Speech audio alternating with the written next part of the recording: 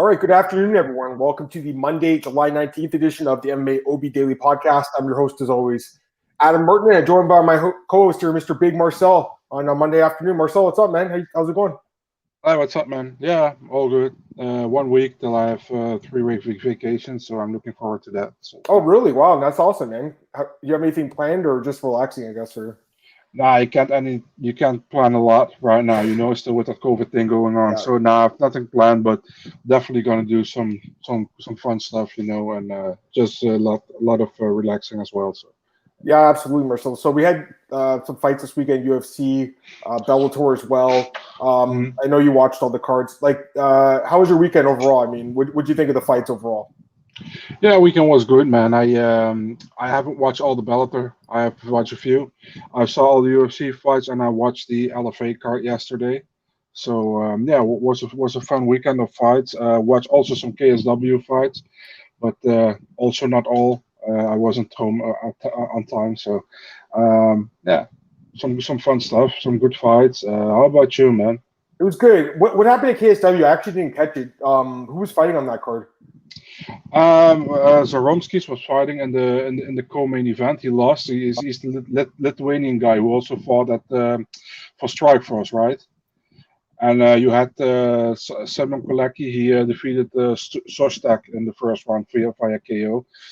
There weren't really a lot of Polish guys were on the card, and well known in Poland, but not really much around the world. I think Zaromskis is probably the most well known guy what was on the card. So yeah. Yeah, I'm just looking at it right now. I didn't even know he was still fighting. I'll be honest with you. I didn't even realize he was still fighting. I mean, I know the guy for he fought Nick Diaz in Strikeforce like over 10 Yeah, years yeah. ago, and he fought in Bellator too. The guy he fought apparently he broke his leg in like 8 months ago and came back and won. That's pretty crazy, man. I mean, that's a quick return. If this guy could come back, this Andre Gresbick guy, if he can come back in 8 months for a broken leg, I mean, can't Connor do it? So. And this guy's pretty good. He's fought a lot of good fighters, too. So, anyways, Marcel, let's talk about UFC Vegas 31. We'll recap it. Dude, you were one pick away from two straight back-to-back perfect weeks. Isn't that crazy? Who was it you got wrong? Malcolm Gordon? Yeah, I think that's Figueredo. Yeah. I mean, that was just – I didn't see that happening either. Jose's here. What's up, Jose? How's it going? Yeah, I did good. 8-2 overall, decently. But, I mean, you're killing it, man. So, let's get into these fights. Start with the main event. I mean, I don't think we were expecting anything different in this fight. It was just, for me, it was more like, was Islam going to get the finish or not? That was the question. Sometimes when these fights are, don't get me wrong, Moises is a good fighter, but let's be honest, guys, this was a mismatch. You have a guy in Islam who's clearly ready to fight for a belt. I think he showed that in this fight. What do you think, Marcel? I mean, I think he's championship caliber right now. He's ready to fight an elite guy. He needs one more win to get the title shot, but I think he needs a top 5 guy. What do you think? I agree, man. I think he definitely needs one more win. Could be against RDA, could be against Ferguson, could be against Dariush. I don't mind, Could be against any of these guys. Yeah, he looked good. I think he won the 4th round submission, rear naked choke. He dominated the fight pretty much. You saw the certain moment Moises tried to took him down, right? And he reversed that within 5 or 10 seconds. So yeah, he's just good. He looks very good. He's improving every fight. His last 4 fights against really good competition, in my opinion. So yeah, I'm looking forward to what's next for Makhachev. I mean, it's tough to take him down. Moises didn't get him once. Only Armin's taken him down before that. So, I mean, it's pretty difficult. He pops right back up, right? I just think he looked really good in this fight. Now, a lot of people obviously aren't the most excited about watching him fight. And I get it because fans in general like strikers more than grapplers. But to me, as a fan of MMA, I love watching this guy fight. He is a complete MMA fighter. And he's got good striking too, guys. He's not just a one-dimensional grappler. He has striking. He showed it in this fight even too. He was out striking Moises on the feet, I thought too. So you look at the significant strike count, 61-13 in this fight too. Plus total strikes, obviously 148-18. He just completely dominated this fight on the ground, on the feet. I'd like to see him fight. RDA would be a good fight. I know you call it Michael Chandler. That's a good fight. Ferguson's a good fight. Dariush is also a good fight. So, or even Gaethje even. Any of those guys, Marcel, are good fights. Let me get these comments here. Jose said thoughts on Dana telling Dariush Islam makes sense. Both Ali guys. I'd like to see the fight too. I mean, 2 grappling heavy fighters with improving striking. It sounds like a fun one to me, so Yeah. I'm fine with it. we should honestly stop for not matchmaking between guys who are signed with the same management. I mean, what do you want to do at flyweight when with Brandon Moreno, Alex Perez, Brandon Royval, all signed with the same management? I mean, at a certain moment you got to fight each other, and this is a top 10 matchup, so I mean, why not? You just can't say like, no, we don't do this match because these are for the same management. Gaethje's also at the same management, so yeah.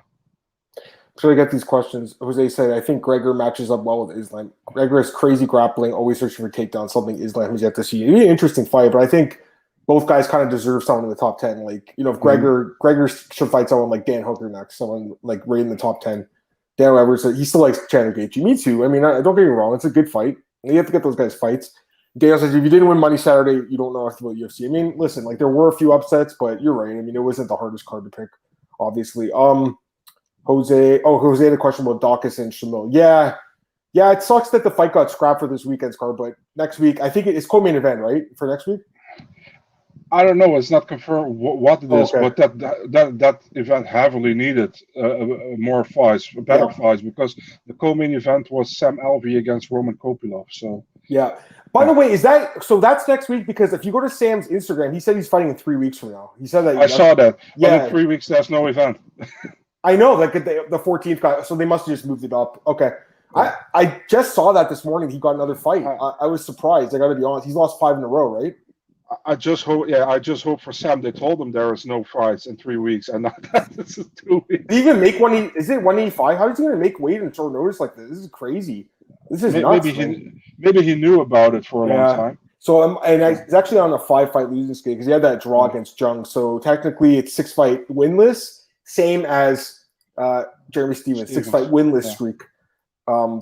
Comment from Marcus. Hey, Marcus, one of all the opponents ranked above Islam. I think Ferguson and Islam would draw the most attention. I kind of agree. I mean, I think that Tony's still a big name in the sport, even despite the losing skid. But, from a competitive point of view and from a title shot point of view, it does make sense to put Dariush and Islam together and give the winner a title shot. It does make sense. It does. But, again, they're both Ali guys. Does Ali want his two guys fighting each other? Probably not. But, he did fight Khabib last year, so it's possible. Although, of course, that was for the belt, right? So, any thoughts?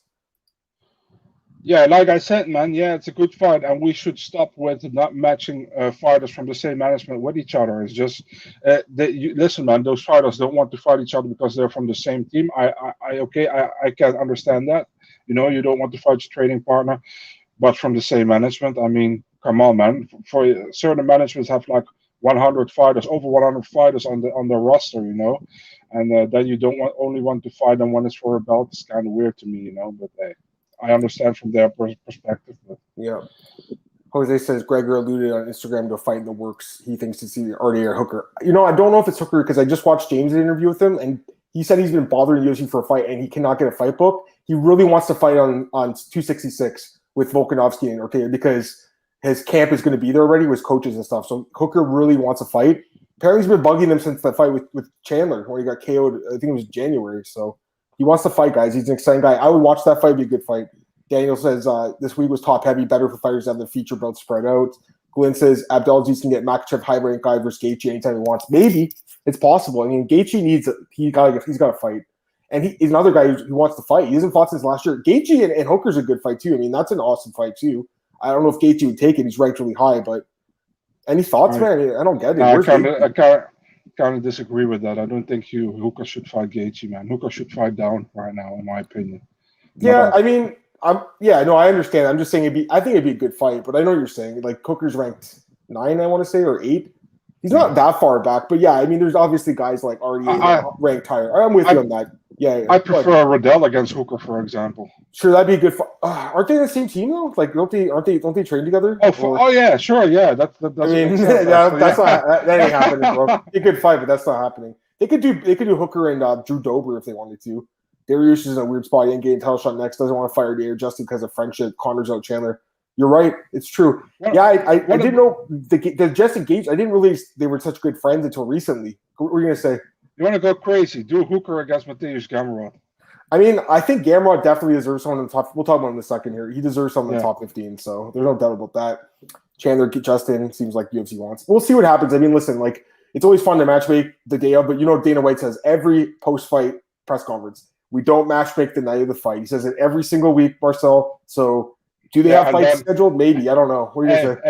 And then the fight against Figueiredo against Moreno came out, and he's like, "Yeah, we made that fight after the fight." It's like, dude, whenever it fits you, probably, you know. Yeah. All right. So let's go through the other fights on the card. Miesha Tate smashes Marion Reneau, just the absolute beatdown. I mean, this fight wasn't even close. It really wasn't close. I thought Tate looked phenomenal. 5-year layoff looked amazing. No worse for wear. Reneau, final fight of her career, not the way she wants to go out. And let me say this before we talk about the fight. I have no issue with Marion Reneau. I think she's a decent fighter and she's had a decent career. But man, calling this woman a legend and stuff, like I've seen some people saying this week, like a legend of the division because she has like all these records. Guys, she's a sub 500 fighter in this division. Her record in the UFC is like 5-7-1 or something. So yeah, she is like first or second all time in all these records. Marcel 135. So what? You know what I mean? Like she's not a legend of this division. Again, all respect to her for baking to the UFC at age 36 or 37, I want to say. But I or whatever. I mean, maybe it was later than that actually when she fought Dufresne. 37. Yeah, 37. It was 6 years ago on the Jones Cormier card. I remember the fight. It was surprising. I remember how good she looked. Her jab and everything looked amazing. And then she submitted Andrade. So like she had some good wins, but overall, I'm looking at her record. Marcel 5-fight losing skid. Like it's just not that impressive, you know. So I just think people need to slow their roll a little bit with Marion. Like, don't get me wrong, I'm not trying to hate on her. She's retired and everything, but I mean, Marcel, like, she only has 2 good wins on Andrade and McMahon. That's it. Let's call her a tough veteran. I think that's a really fair thing to say. But Tate made her look not very tough by just smashing her. So, I mean, Miesha, to me, looked amazing in this fight. It was one of her best. I think it was maybe one of her best performances ever. Like, dominant. She was fighting the oldest fighter in the UFC roster in Reneau. So, you got to put that have to keep this performance in mind because if she fights someone younger like Aspen Ladd, who's fighting Macy Chase on this weekend, for instance, that could be a tough fight for her, you know. So I think Tate definitely is in the top 10 now with this win. I don't know who she's gonna fight. I know Holly Holm called her out. I think it does make sense. I would watch the fight. You like that fight? Yeah, for sure, man. I like Tate against Holm. I like Tate against the Randomy. I like Tate against the winner of Ladd Chasson. I mean, yeah, why not? And I like Tate against. She's not going to fight Juliana Pena probably. So no. Yeah. Let me see this one. Jose said anything about Don Madge. He was supposed to fight Kutata Ladze last week. The fight just didn't happen. Anything or no? No, man. I don't even know if he's still signed with the UFC. So. Jeez, like because he pulls out so many fights, eh? It's crazy. Mm-hmm. So, all right, let's go to the next fight. My boy, Mateusz Gamrot. I mean, I was so confident he'd win this fight, man. I really was. Dominant. Takes down Stevens, Kimura, then a freak out post-fight celebration. He was like, ah, that was awesome. I loved it. This guy's one of my new favorites. I love this guy. I think he's phenomenal. He's so good. And I think that this guy, he needs to get back in there soon. He took no damage. He's 19-1 now, Marcel. The one loss to Kutad Leze, very close fight. He could have won. He could be 20-0, guys. He's really, really good. He absolutely needs to fight a top 15 guy. I want to get him back in there ASAP. Hey, if Hooker needs a fight, give him Gamrot. Hooker and Gamrot would be a great fight, you know, on that September card. Anyone really in top 15, Brad Riddell, Gregor, any of these guys, they all make sense. He needs a top 15 opponent, though. He absolutely does. Give me your thoughts. I'm pretty sure Hooker not going to accept the fight, but hey, I hope he does because it would be a great fight. Yeah, man. Like I said, I told many friends of mine, by the way, as well, man. Put your money on Gamrot in this fight, you know. And it's maybe easy to say because Stevens had a 5-fight non-winning streak. Or did you say that a 5-fight winless streak? Yeah. So it was easy to say that, but man, Stevens can always surprise, you know, with a punch or whatever. But we all knew Gamrot was probably going to win the fight. I didn't pick him by submission, but I picked him by knockout in the first round. So Gamrot just looked good, man, like we expected. He looked great. Absolutely got no damage, like you said. Kimura almost ripped Stevens' arm off. And man, Stevens never knew, man, that the UFC actually was punishing him for the weigh-in by this fight, you know, and Absolutely. yeah, because this was such a. I don't want to say shit, but it was an easy fight for Gamera, this one, and yeah, he needs to have a higher ranked opponent, definitely, man. I would love to see Hooker. I don't think Hooker would take the fight, but hey, who am I? We will see. Gamera versus Ferreira, that'd be a good one too. Isn't he have someone booked though? I think Ferreira's fighting someone. Yeah, man. Ferreira's fighting someone. Yeah, that's a really good question by you. You caught me off guard now. I don't know. Oh, myself off guard. I should know this too. Yeah. Diego Ferreira's fighting Grant Dawson, and that's going to be a sick fight. So another guy, Grant Dawson, he needed a top 15 guy because you go out there, you put a statement like he did against Leo Santos, you get a top 15 opponent, just like Gamrot did. He put a statement. He didn't just squeak a decision out. He destroyed Jeremy Stevens. He absolutely deserves a top 15 opponent. Jose's pointing these guys out. Fiziev, Ismagulov, Kutataladze, Gamrot. Dude, this division's stacked. It's been my favorite division for probably over 10 years now. Yeah. UFC put a lot of time, money promoting Tate and Makhachev. Shame they don't do it for the other fighters. Yeah, I mean, it wasn't the biggest star-studded card. I'll say that. He's talking about Gamrot being an ATT. I mean, that camp is insane. Go ahead. I honestly wonder sometimes if the UFC really knows what are the real talent and what are not. Because if you look at the upcoming cards for this weekend, there are some weird card placements, man. I mean, why you have Mickey Gall against Jordan Williams on the main card, and why you have Adrian Janess against Rani Costa on the prelims? You know, so many people talking about that fight. You know, give it the highlight, give it what it deserves, put it on the main card. You know. Yeah, no, that's stupid. Totally asking about Max Griffin and Shavkat Rakhmonov. Sure, man, those Kazakh guys are killing it, eh? All those Kazakhstan guys. Yeah, they're doing good. All right, next fight here. Rodolfo Vera against Dustin Stoltzman submits him in the third round. We got to talk about this fight. I mean, it's an interesting fight, actually. You know, Stoltz just hung in there, and he definitely, you know, made it not an easy fight for Vera. He had to go to the third round in this one, dig deep in the well. But I thought Vera looked good. His striking looked good. It looked much improved. Good jab. And you saw after the fight, Stoltz was like, dude, your striking got so much better. Like, it was cool to see that, you know, like two guys that are grappling-based fighters, and one guy's obviously improved that other aspect of his game. I thought he looked really good, man. I mean, I'm still wondering, like, that Anthony Hernandez fight, was that just like a fluky kind of weird, one of those weird, like Michael Johnson, Dustin Poirier? Was it one of those kind of things where, like, the result's just so weird it comes out of left field? Or is he not that good? Like, I don't really know what to think about this guy right now. I mean, I think he's good, but the cardio is so concerned. I don't know. I mean, what do you think about Rodolfo? The cardio is just concerning, man. It's super concerning cardio he has. And if he fights against someone with good submission defense, he's probably in trouble, you know what I mean? So the funny thing for me was that two judges had the first round for Vieira, and one judge and the second round for Stoltzman, and one judge had the first round for Stoltzman and the second round for Vieira, and that was Adelaide Bird. So that was actually funny to me. Wait, so it was tied up going in the third round, or it was going to be? Yeah, it was 19-19 on all three cards. Only Adelaide Bird had it all the way around. Okay, I see what you're saying. Yeah. I mean, it was a close fight, but I don't know if I had it tied. But anyways, yeah, I mean, you look good. Finish your thoughts on it. Yeah, I mean, Vieira finished him with the standing rear naked where he dragged him, you know, to the ground. Beautiful.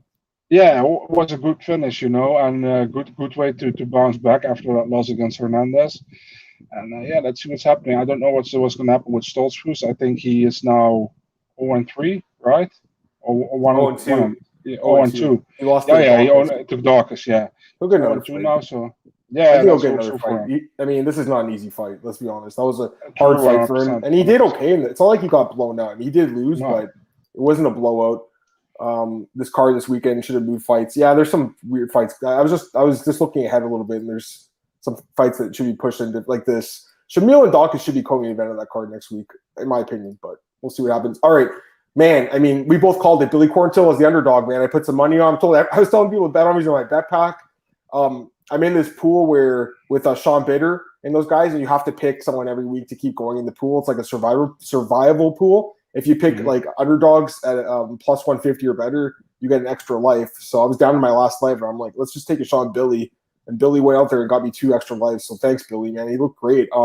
I thought this was one of the best fights of the year, not just fight of the night, one of the best fights of the year. I really believe that. It was an incredible fight. I had some people saying you're crazy. It was one-sided. No, it wasn't, guys. It really wasn't one-sided. Gabriel Benitez dropped Billy Quarantillo in the third round. He dropped him. You know how hard it is to knock someone down in this level of the sport? To knock someone down and the guy came back and still won. It was an unbelievable fight. It's just Billy Quarantillo's pace and the pressure and the cardio was just insane. Like, who's going to beat this guy when he even looks like that? Unbelievable, Marcel. I love this fight. Give me your thoughts on it, man. I thought it was an amazing fight. How did you score the first and second round? I think I had it 10-8. I want to say 10-9. I want to say. I don't know. What did you have? Just 10-9, I think. Okay, I can't remember. I think I did have 10-8 though, because he did drop him dominant, right? Yeah. So but good fight and good win for Quarantillo after that loss against Gavin Tucker. Man, he came back very well, and we both picked him. So I'm very happy with that we both saw the value in him, and good finish for him as well, man. And it was kind of a weird finish. I think it was a good stoppage, but it was a weird finish. You don't see it that often like that. So he was like he was in back control and he was like punching him, and Graf said it's okay. So good win for him. Quarantillo looked good. I think Benitez gave him a good fight, and we will see him back for sure as well. And I wonder what they're going to do with Quarantillo, because last fight he got dominated by Tucker, and this fight he looked really good. So I'm really looking for what they're going to do with him. Well, one of the things that I picked up on, and I think James Cole interviewed him and John interviewed him, and he talked about his eyesight and how he got laser eye surgery. He needed that because he couldn't see before. I mean, that obviously makes a difference. As someone who has obviously not the greatest vision, I mean, you have to wear glasses now. Like, I used to wear contacts. The one fight I had in Muay Thai, I was wearing contacts. They got knocked out. I couldn't see anything. So it's hard to see. This guy looked a lot better in this fight. I do think that played a difference. He says, Daniel says he regrets not betting Billy. I mean, I'll have the plus money, man. Go ahead. You know that like 5 or 6 days before I can tell it now because he posted himself. 5-6 days before the fight, somebody DM'd me and he's like, I'm hearing Billy can't fight on Saturday. I was like, why? The cut? He got a cut. So I contacted Billy because I talk to him sometimes. It's like, dude, you're not fighting on Saturday. He's like, yeah, I'm fighting. What do you think? I said, somebody told me you got a cut. He's like, what the hell, man? How does this dude know? I only told my team and someone else. Yeah, so someone let the cat out of the bag. Crazy. He's like, but do you fight? He's like, yeah, I'm fighting. It's all clear. I said, okay, cool. So now he posted the picture on his Instagram a few hours ago that he had a cut, like 2 weeks ago. I saw the cut. It was pretty bad. I mean, they closed it up good. So they did a good job with it. Jose's asking, do we see Khabib's comments about Islam smashing Dustin and Oliver? Yeah, I saw the comments. I mean, he's his teammate and his best friend, right? So of course he's going to say that. But it's just so hard. Like, I think Islam's amazing, but he still hasn't really been tested against these elite guys. I'm still not I still think he could fight for the belt. I know our boy AJ is convinced he's the best lightweight in the sport. He's been tweeting about this like crazy lately. I'm not saying AJ's wrong. It's a hot take, but it might be a good hot take. I just got to see him fight one of those Darius type, Ferguson type guys before I say, yes, he could beat a Dustin or Oliver. I don't know what you think, but that's for me. I have to see him fight an elite guy. Because I know he's 9-1, but again, his 3 big wins are guys that are like in the 10 to 15 range in the rankings. Armin, obviously Thiago Moises and Drew Dober. Those guys are Dober's not even ranked, I don't think now, right? So no, he's not ranked. Yeah, exactly. So he has 2 wins, and it's over the number 14 guy and the number 15 guy, I want to say, in Armin. I think Armin's 15. So those are good. Don't get me wrong, guys. Those are good wins, but until he does go out there and beat like a Dariush, I just have a hard time saying this guy's gonna go and smash Dustin Poirier or Charles Oliveira. You know what I mean? What do you think? I agree, man. 100% with you, man. I think we should see that first before we can say anything about it.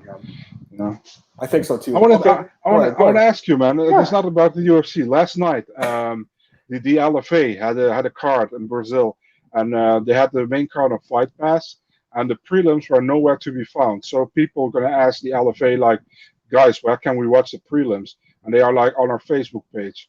And then people are like, there is no broadcast on your Facebook page. And those people all got blocked. Really? LFA just blocked them. Wait, that was on LFA Twitter or? LFA Twitter, yeah. People ask on LFA Twitter, where can we watch it? And they're like on LFA Facebook. People go there, it's not there. I haven't found it either. Right. And then those people get blocked for asking. I gotta say they're a bit sensitive. I gotta say because I like LFA. I watch it and I write about it. I do the opening odds for OddsBaker, right? So Every week we post them. I'll tag LFA in it. Sometimes they'll retweet us because Nick is good friends with them. They'll talk about Nick's odds on the broadcast all the time too, right? But there was like a fight a few months ago, Tabitha Richie's fight before she got in the UFC. I was writing about it, and I was like, she's minus 4,000. Like this fight's a mismatch. And the guy who's their social media guy responded. I think it's that Ryan Bevins guy. I don't know him personally. Seems like a good guy. I don't know him, but he's like, you don't know the circumstances. Like this was a short notice fight. The other girl got hurt. Like, you know, why are you like implying this was a mismatch? And I'm like, well, it is. Like it is. Like, and then yesterday I put the other Brazil article like for the opening odds, and they replied with a screenshot of the poster because apparently I put the wrong poster. Like I was like, thanks guys. Like, you know, so they're a little bit sensitive behind that Twitter account, man. Just keep that in mind. So if you got blocked, just shrug it off. It's not a big deal. There's a lot of sensitive people on Twitter, man. Dude, I love Saturday nights, man. So many people, man. It's just crazy. I'm just like, all right, you guys want to talk smack? It's cool. Dustin doesn't show an improvement in grappling since Khabib lost. He wanted against Hooker and Connor. I don't agree with that, Manny. I got to be honest. He showed some good grappling against Connor, like really good grappling in his last two fights. Took him down, beat him up. I would say he has shown improvement. But again, Connor has no threat of the takedown. So I know what you're saying he hasn't fought a grappler, but I do think he's shown good grappling. All right, let's go to the next couple fights here, Marcel. Daniel Rodriguez, Preston Parsons. Yeah, I mean, he didn't get a bonus, which I don't know about that. I think he should have. And same with Lemos, the next fight. They gave out 6 bonuses, but they skipped these 2. I don't know why they skipped them. Lemos, I guess, because she asked for the bonus. I think she did ask. D-Rod, I don't know. I mean, I guess the guy's not that good, Parsons, but it's not like he's a bum either. I thought this guy looked at the Dan Rodriguez is a great fighter, man. I'm ready to see him fight someone in the top 15 too. What do you think? Yeah, man, he looked good again. It was against the guy short notice fight, but still, he looked good. You know, you can't say he didn't. So I think the only real address he had in the UFC was against Dwight Grant, and he overcame that and he stopped him. He lost to Dalby, but we all know it was 50-50. Yeah. So it was a close fight, really, really close. Okay, I gotta ask you about this knockout. What do you think of the stoppage by? I think it was Chris Taioni. I want to say it was Chris Taioni. I don't know if was it or was it Herb Dean? I can't remember. But Lemos and Ruiz, Conejo, or was it Mark Smith? Now I got to see what the ref was. It was a bold white guy, I think, but I'm not sure it was Taioni. Okay, let me just talk. Let me see here.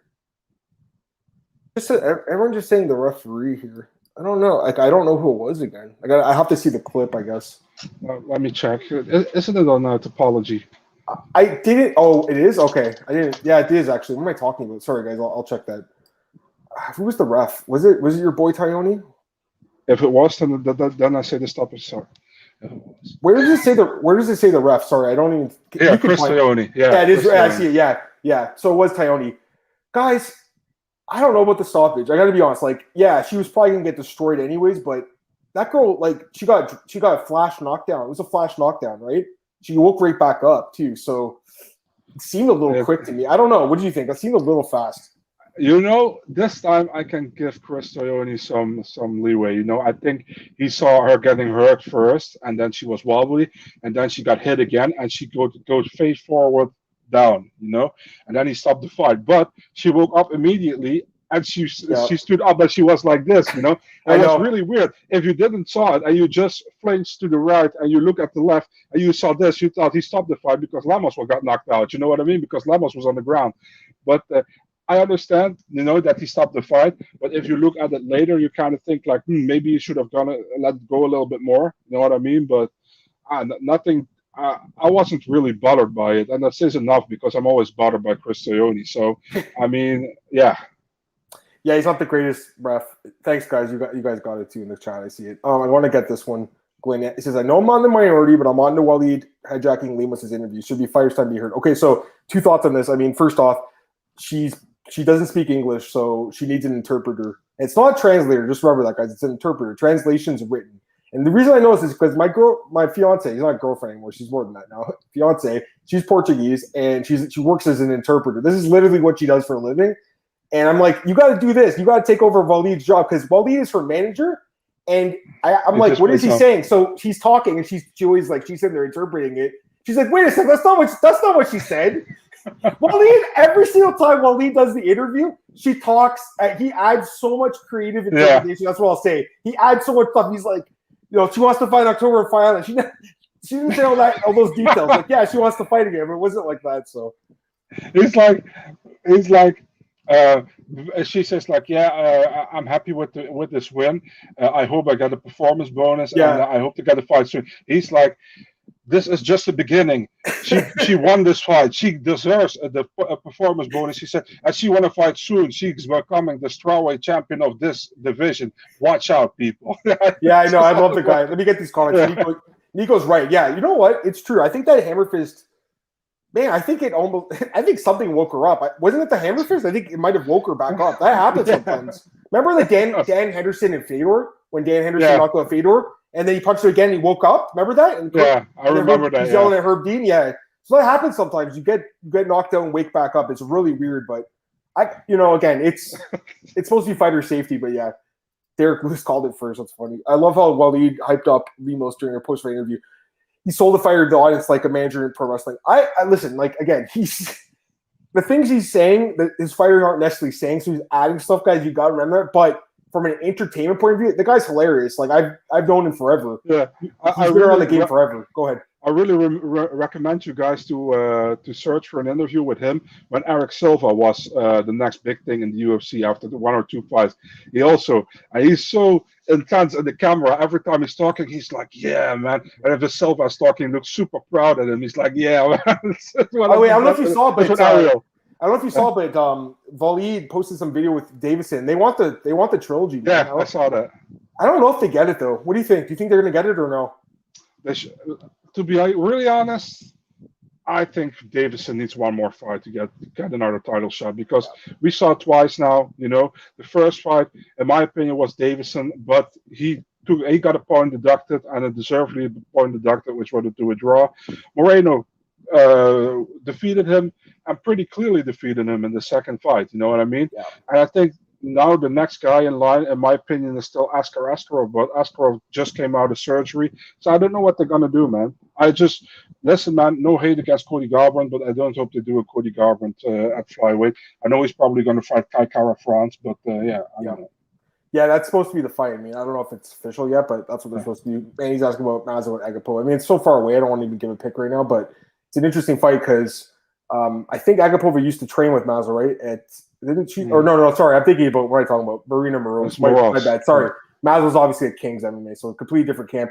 I like that Mazo's going back down to 125, though. She was so skinny at 135. Like, she had no strength. She was getting taken down by Alexis Davis, like, by will. That's not good. So, was there a few more? Yeah, there's a few more fights. Let's go through these last couple, and then we'll do Bellator quickly. You picked this one. Morozov defeats Kala. This is one I definitely thought could happen as far as an upset. I was really on the fence with this fight. I thought Kala might have been stronger than what he looked like. I mean, Morozov looked just phenomenal with the grappling. Any thoughts on that before we get to the last couple?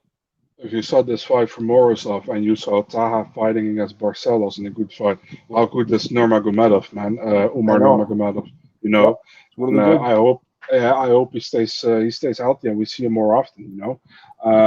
Morozov, he's a good guy, man. He fought in N1 Global. He was champion there. I always liked him. He had a very tough debut against Umar Nurmagomedov, and now he looked good against Taha. So looking forward to see what's next for him.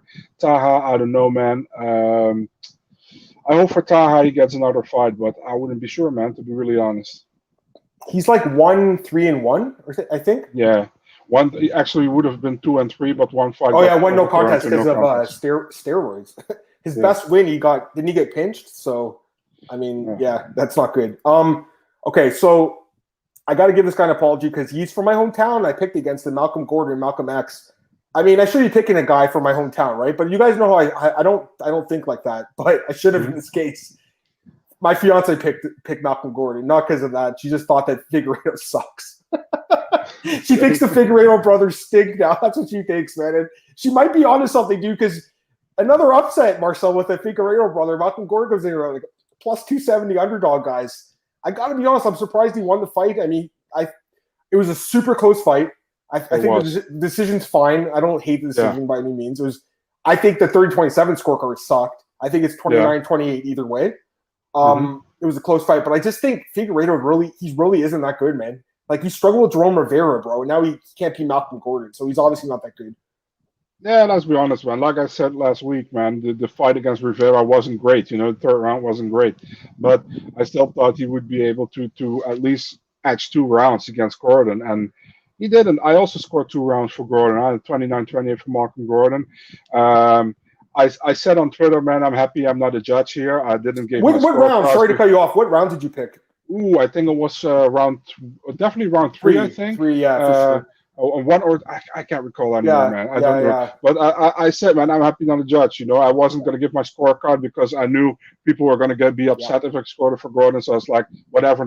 That fight wasn't important enough for me to get into discussions and all. So I just this fight was very close. I'm just looking at the stats right now. The stats don't make sense to me because to me that third round clearly was Malcolm Gordon's, and you look at the stats. It's Figueiredo was the one who had 2 for 2 in takedowns, 0 for 1 for Gordon, and the top he had a little bit more top control, but it doesn't say he has a reversal officially, which is weird. Sometimes I question some of these stats, man. It was a close fight, but I think it's fine decision. It was close. It was definitely close. Yeah. All right, last fight here, and Daniel says I'm disappointed. Adam betrayed his countryman, future title challenger. If Malcolm Gordon ever fights with a belt, it's just because this division is like really shallow. I don't think it's because he's that great. All right, but I will say this though: one guy who's actually I think someone we got to look at in the future. This Amir Albazi guy, because he has 2 good wins now over Gordon and Zhalgas Yumagula by submission, right? So I think, or maybe he beat Zhalgas by decision. I can't remember. But yeah, that was a decision. But still, I mean, those are good wins now. Looking back, right? Yeah. All right, last fight: Rodrigo Nascimento and Alan Baudot. So Yogi Bear, I'm going to call him Yogi Bear, okay? Yeah. I mean, he was getting tagged up in that first round. And if this guy Baudot had any more cardio and takedown defense, he would have won the fight, but just completely gassed out in the second, and Nascimento knocked him out. I thought Nascimento was a nice comeback, but I don't know if he should have got performance bonus over someone like Lemos or D-Rod, who had a much more dominant showing. I don't know what you think, but it was a good knockout, but it's a good comeback. But anyways, thoughts? Yeah, good comeback, like you said, man. First round clearly for Bordeaux, and Nascimento came back, stopped him. I mean, with Nascimento, I like the call out against Jay Sherman. I know Sherman still has to fight Parker Porter first in August, but after that they can fight each other maybe. I like the call out. Yeah, what can we say? Yogi Bear, right? he won, and yeah. I had high hope for him, to be really honest, man. When he fought Chris Dawkins, I was like, this can be a guy we can see in the rankings in the future. And then he completely got destroyed against Chris Dawkins, man, within a minute, and good bounce back fight. Didn't look good in the first round, but how do you say that? Came back good in the second round. Turned things around. I will say this though, I actually think I called this fight really good because the one thing I saw on the tape was this guy doesn't move his head that well. And I saw that in the Dawkins fight. We saw it again. So he's obviously going to do ground game, Marcel, and he's got some power. But I'm looking to fade this guy going forward. I would be looking to bet against him, kind of probably in his next fight or the fight after that, depending who they match him up with. But I think, he fights someone that is able to keep the fight standing. I think he's going to be in a bit of trouble. A guy like Dawkins who can thwart the takedowns, who's a little faster. That's a bad matchup for a guy like this. Daniel says, you're no longer Canadian, consider you Brazilian after betrayal. I know, right? It's so bad. I hope Malcolm doesn't know I picked against him. I'm just kidding. Fighters always get signed as part of another fighter's contract. Negotiations always lose. Alberg, Mariano, Charlie Ward, Figueiredo. That is super funny, Glenn, and you're so right. Those guys, like you said, Mariano is, Anderson Silva's friend. Alberg's Izzy's friend. Charlie Ward's Connor's friend. Figueiredo's Figgy's brother. So you're right. A lot of these guys are getting in there because of their affiliations, which – I mean, I understand that's how, it's like any job in life. Like, who do you know? You get in. Adam DeAndrade Martin. I love it. I love it, man. All right. I know heavyweight prospects. Go ahead. And he's training out of Sanford, MMA. Damn. Oh, I like that. I like that. Matt says, I know heavyweight prospects and oxymoron, but I was kind of impressed by Nascimento wedding Storm plus under 30. That's the only good, not the only good thing. The guy's a decent fighter, obviously. He's got good ground game. But the one thing is he's only 28 years old. That is huge in this division that needs young guys. Like Ty Tuvesa is also 28. By the way, why is Ty going after Greg Hardy? What happened? Did Greg Hardy say something about the chicken dance? Greg Hardy, he did the chicken dance. When did he say that? When did Greg say that? Though? I don't know. I haven't seen it. But I think he said something but he did though. He did put him on stanky legs. Remember for half a second he was like, oh, I was like, oh man, he's gonna knock Ty out, and then bang. That's true, but these guys are so proud sometimes. It's like, I know. Dude, they're professional. Like people forget. I think a lot of us forget something. It's like these guys fight for a living. It's a fight. Yeah. Like they fight in a cage for a living. So yeah, they're tough dudes. Nascimento, Jargis. Sure. I mean, you could do that. Jargis looked great in his last fight, man. That was crazy. Man, he's asking, what do you guys think about Khabib's GOAT list? Did you see the list? His top 7? I think I saw, but I can't remember who was on it So all. we had it at BJ. It was Khabib. Obviously, he's on his own list. GSP, Anderson, John Jones. Oh, who else was on it? Manny. Fedor. Fedor was on the list. I think Demetrius Johnson, I want to say, was on there. I think. Yeah, it could be. Let GSP. me double check. Gotta get the list right. Okay, so Khabib, Fedor, Jones, Daniel Cormier. Yeah, it was just all those guys I mentioned in DC was the other guy. So that's a 7. I think it's a good list. I mean, he is missing Amanda Nunes. I mean, but I think there should be separate lists for women and men anyways. So I think that's if he's just doing men, it's fine. I'd still put a guy like Randy Couture at the top of the list, though. A guy who was dominating the sport in the early days at 2 weight classes, like multiple weight classes, in a time where guys were all using steroids against him. I think he's one of the top guys of all time. I don't know. What do you think? It's a pretty good list, though. Obviously. I'm gonna say a name maybe many people don't agree with, but I would put Frank Shamrock there. I mean, Frank should be there, but it's like Frank. Man, I had lost so much respect for him with that dog incident.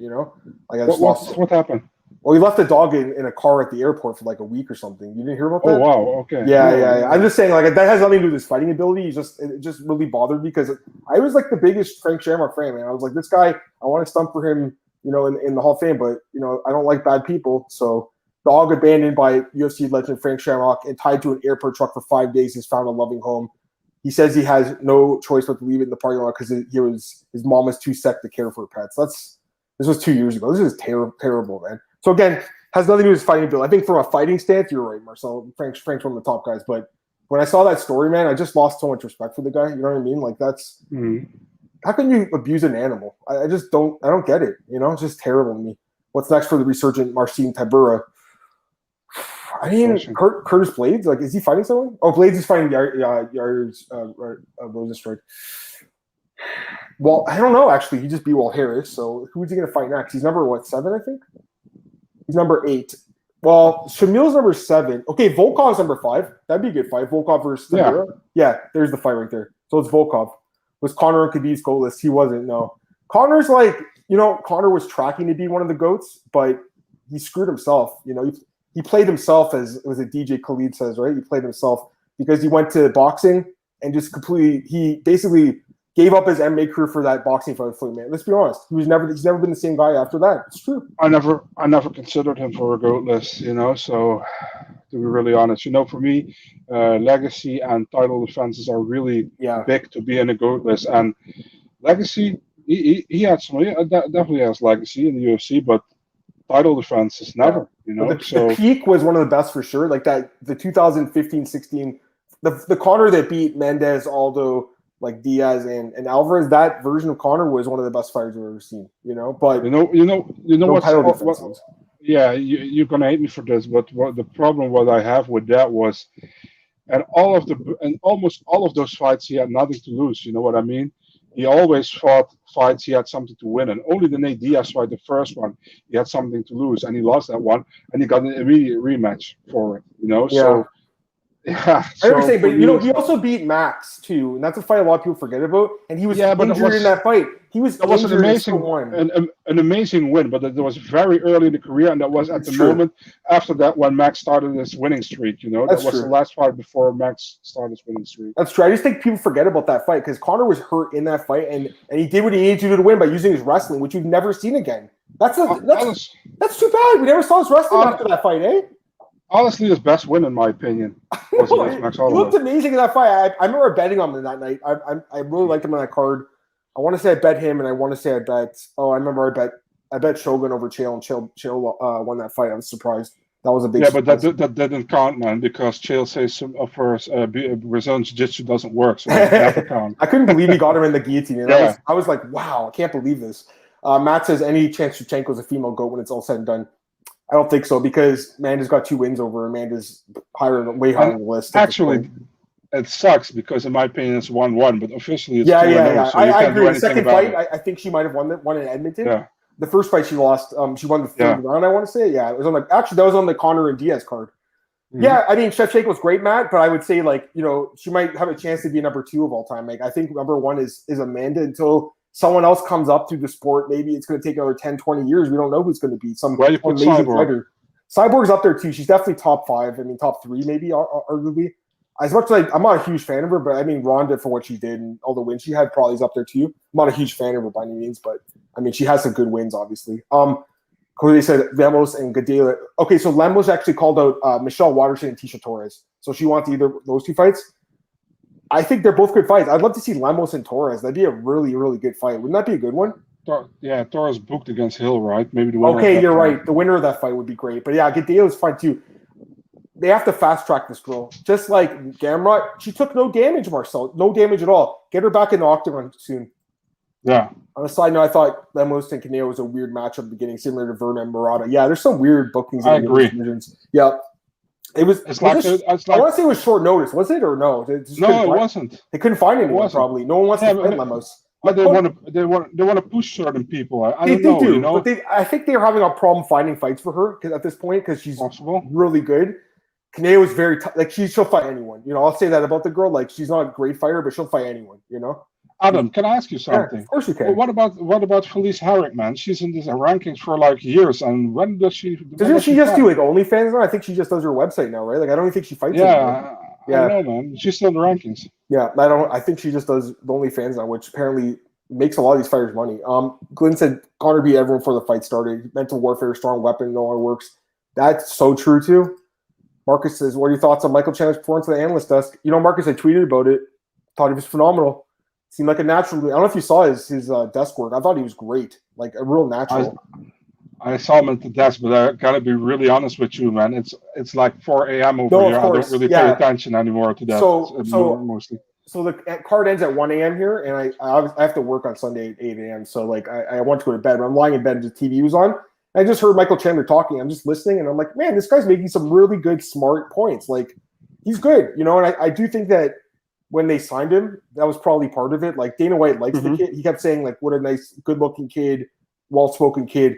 I'm sure that this was part of it. Like, hey, you're not just going to fight; you're also going to be an analyst as well. So I think that's probably part of the deal of his UFC contract. Daniel says he's training full-time, oversized for 145. Yeah, Conor was huge at 145. Any winnable fights for Jones in heavyweight top 5? I think definitely can win any of those fights. I really do, man. Yeah. You know, I think he'd be anyone, including Francis. But it's just the thing. Yeah, go ahead. Sorry, go ahead. The thing that really pushes people off is that he didn't look good in his light heavyweight title defenses lately, you know. But I think Jones is a guy that really needs to have a challenge in front of him, you know. I think that he didn't see Anthony Smith, Thiago Santos, and Dominic Reyes as real challenges. He's like, I'm going to win these fights. And then it doesn't bring the best John Jones up in him, you know what I mean? And I think at heavyweight, he has that challenge again. And when he fights Francis Ngannou, he knows there is a real threat in the stand-up with getting knocked out, you know, and there's a challenge for him to not get knocked out and to win that fight. So I think he will do very well against most heavyweights, honestly, and also against Francis, Stipe, or whatever the guy is on the top of the heavyweight division. I'm just reading, Islam just tweeted about Dan Hooker. Did you see this tweet? I don't know if you saw it. No. Dan Hooker was talking smack about Islam, saying he was boring and stuff today. He says, I have an 8-fight win streak. This guy is 3-3 in his last 6. I was looking to fight him a year ago. He was scared that you mentioned my name. Dan Hooker, good luck your next fights. Win something, we can talk. So he's not interested in that fight. You know what I told you about Dan Hooker, right? What would you say? What did you say? I really liked Dan Hooker when he came up into the UFC, you know, and then his teammates Alexander Volkanovski and Israel Adesanya became champions, and now he's acting like he's also a champion and the next level like guy. Joanna a little bit, eh? He's a little bit like Joanna. Yeah, which he is not. You know what I mean? He's a good fighter, but he is not at top level like an Adesanya or a Volkanovski, and don't act like you are that, you know? And I really like the guy, the Dan Hooker, who was still getting a lot of support, who was really humble back then, like 2 or 3 years ago. And now he's talking trash and all kind of stuff. He doesn't need that bullshit, you know what I mean? Yeah, it's a little weird. I agree. I've watched James' interview. He's definitely a different guy. Got a little bit of a chip on his shoulder, obviously. I like him as a fighter, though, so whatever. I mean, Me too. I enjoy watching him fight, so I don't really care what he says anyways. Yeah, let's. We got a few minutes. We only have like 10 minutes left, guys, but we'll take some questions before we go here. Quickly do Bellator. I mean, your girl lost. It was super close. The Kilo loses.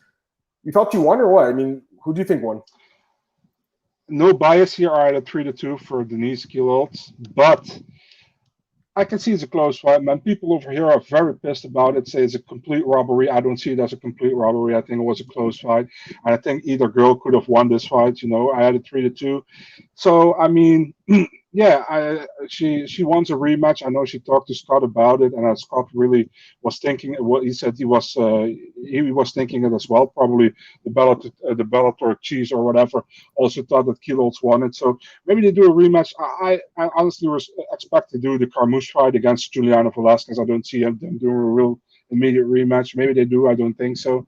But what's a close fight, man? If people are really quick to say it's a robbery, I don't think it's a robbery. And the thing is, they're gonna give a shot of the total strikes, the total this, total that.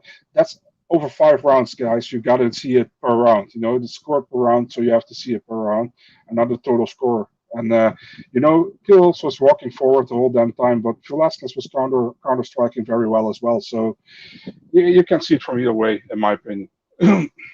Yeah, that's fair. Yeah, no, I think it's fair. Super close. I mean, it's not like I wouldn't get up in arms with this one, guys. Like, save your energy for something else. You know what I mean? Oliver and Dustin, who you got? I don't know. The fight's close. Thoughts on Khamzat leaving Ali? I mean, I don't know. I'm not sure. Well, the reasons there must be something that happened behind the scenes, but I mean, he's got the guy in Sweden. I think he's the guy who owns All Stars Gym. It's the same guy, I believe. So he manages all those guys, right? Gustafsson and I know Latifi and these guys, all of them. So Kutateladze. Yeah. I know Khamzat had some trouble with Khabib or something, and he said something. So maybe I don't know about it, but maybe Ali was like, I'm close to Khabib, and we don't want to, That's fair. Yeah, I mean that's his guy.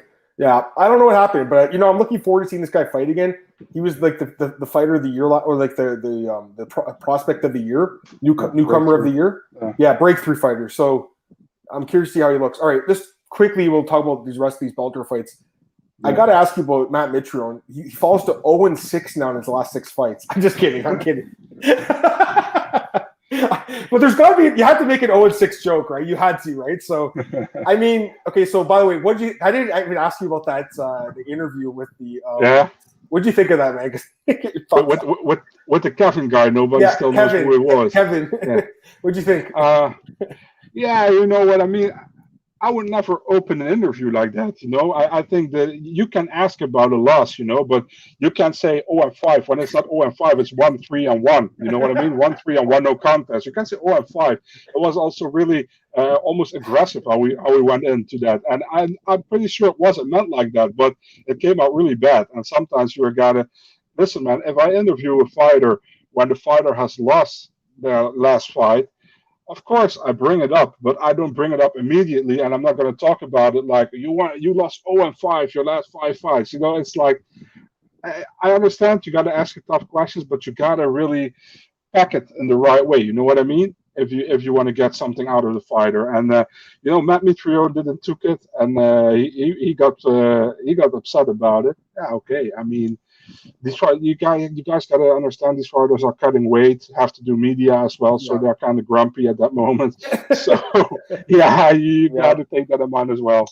So yeah, I'm just looking at Matt's record in Bellator, 4-4 and won no contest, so it's literally 500. I'm a big Matt Mitrione fan. I've always been, and again, we talked about it with AJ last week on the podcast. Like, for a guy who came into the sport no professional experience, no amateur experience, he came from the football background. He's had a good career, like a decent career. He's had some. Look at his wins, Marcel. He has a win over Derek Lewis by knockout, Gabriel Gonzaga, Fedor. So I mean, those are good wins. This guy's not a bum, but he's 43 years old now, and it's clear that his chin's gone. He can't take a punch anymore. He can't take a punch. 3 straight TKO losses, and this was he tapped out to strikes. Right. When a guy starts tapping out to strikes, Marcel, it's the end of the road. I would say it's like Shogun. Remember when he fought Paul Craig? I want to say it was like you saw him tap out, and you're like.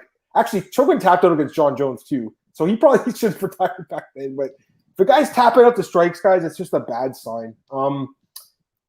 Just a few other fights here. Matos wins. Blenkow, Eblin, Salma, Law, Abza, Garova barely won her fight. And Jelani and Campbell won. What were you gonna say? It's crazy, man. So I was doing a Dutch, with a Dutch guy, a podcast in English as well about Bellator, and he's like, "Do you know that Said Soma comes out of Suriname?" I was like, "What?" He's like, yeah, he talks Dutch. I was like, are you kidding me? So he shows me an interview, and he's fluently in Dutch, and I didn't even know that. I didn't know that either. I didn't know that. Yeah. I think this guy's not bad. I was talking with AJ. I was like kind of surprised the line moved so much because it opened it Marks as the favorite, but clearly the people that bet on Sauer was right. And Ronnie Marks, you talk about disappointments, Marcel. Remember this guy was like quite good at one point. Like he was favored to beat Thiago Santos. He was minus 800 favorite and got knocked out. He got cut by the UFC after getting defeated by Santos and Romero, man. That's tough, eh? Yeah, that's rough, man. That is freaking rough. I always make that horrible joke with Honey Marks. Like Honey Marks, I really love him in Brazil. They call him Honey. That's funny. That's really corny, but I know that's funny. All right, anything else that you want to talk before we get out of here? I mean, I really don't have much else to say. Am I forgetting anything else that happened? We had LFA, obviously. I honestly had a good read on the F Saragova against Golfin fight. So people were like, F Saragova going to easily beat her, and I was like, I see this going to a decision. To be really honest, man, I don't think. Listen, man, F Saragova. The thing is, she knocked out. What's the name of the girl again? Sheila Gaff? Tara Gaff. Sheila Gaff used to fight in the UFC. She was Tara McMahon. Yeah. Tara Gaff. She knocked her out. But Tara Graf isn't a great fighter, in my opinion, And now she's fighting Gabriel Gelfin. Gelfin was 2-2 with her 2 losses against Jasmine Jasudavicius and against Aaron Blanchfield, you know? So those are not bad losses. So I was like, she maybe can get it to a decision here, So I went for a decision. But people are really, when they see a girl knocking somebody out and she looks good as well, they're like, oh, she's definitely going to win her next fight. But you gotta watch the other fights from the other fighter to make that kind of bet, And so many people really pissed about their parlays because they had like Saragova under 1.5. I don't know what they were thinking there. That's Any update who's going to finance? It's going to be Colby. I mean, Colby's the one. Probably. Yeah, it's going to be Colby. Probably all right, MSG. Let's get out of here. Yeah, I think it's going to be November too. That makes sense. All right, let's get out of here, Marcel. Plug your stuff. Let's get out of here. Big Marcel24, Twitter, Instagram, and MMADNA.nl on Facebook, Twitter, Instagram, and YouTube. Follow me on Twitter, guys, at @MadamMartin Podcast, MMAOddsbreaker.com, as you guys know. It's on YouTube. It's on our SoundCloud, iTunes, everywhere, Spotify. Appreciate everyone who joined the chat today, asked a question. We'll be back tomorrow with Marcel, 4 p.m. Eastern. We'll be breaking down UFC Vegas 32, Sandhagen Dillashaw, 4 p.m. Eastern tomorrow. We'll see if Marcel can get another perfect card. What else I got coming up? Probably not. BJPen.com, MiamiNews.com, Elite Fantasy, Elite Sports Betting had a huge weekend, like really good weekend for the backs and picks. Things are going well, man. So I'll be back tomorrow with Marcel at 4 p.m. Eastern, guys. Have a great day, everyone. Talk to you soon. Peace.